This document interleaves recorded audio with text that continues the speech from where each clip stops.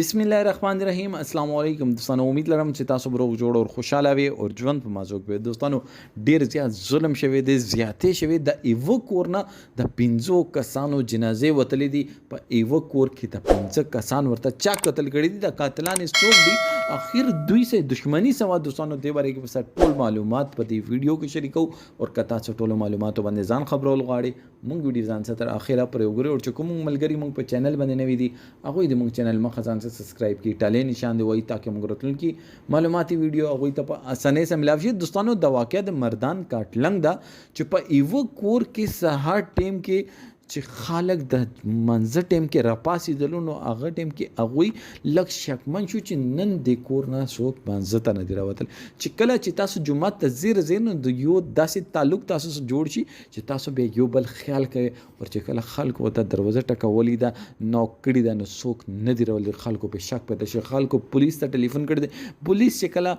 کور ته واوړېدلی دی نو 15 کسانو لاشونه پکې ملاو شوي دي چې 2 پکې مشران دي اور 3 بچي دي دوستانو دا ظلم به اخر ولې کړی وي اخر یو مور په مخ کې وته بچي څنګه قتل کړی وي مونږ کې اخر انسانیت کوم خلاړلو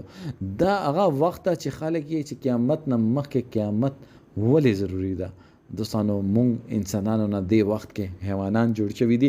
مونږ کې ترس نوم نشته مونږ کس مړکو هغه ها اذیت سره مړکو پته نه څه دښمني وا چې تا کور باندې تنازع واپس مکه باندې تنازع والله عالم لا اس پته نه لګیدلی چې څنګه ها څه پته ولګي دوستانو مونږ به د صدا خبر پتی نوی ویډیو کو بس هغه خبر شیر کو خو دوستانو لا اس خبر هم پته نه لګیدلی مونږ ته پکار ده چې مونږ لګ انسانیت ازدا کو دا جایداد آر یو چیز قیامت چې کله رسینو چې کومه خزي چې بیمار دي هغه حمل بزایا شي او چې کومه خزي چې دي کومه مند چې دي خپل بچي وته پی ور کوي هغه په پی په ځای باندې پری دي مونږ اخر ته لګو سمکو دې پره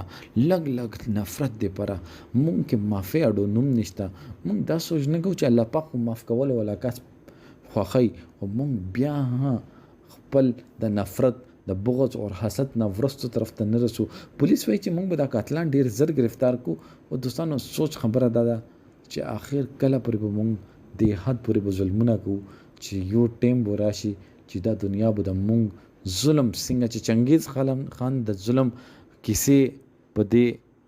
معاشره کې د ملکونو کې د دنیا باندې مشهور دي داسې مونږ پښتنو د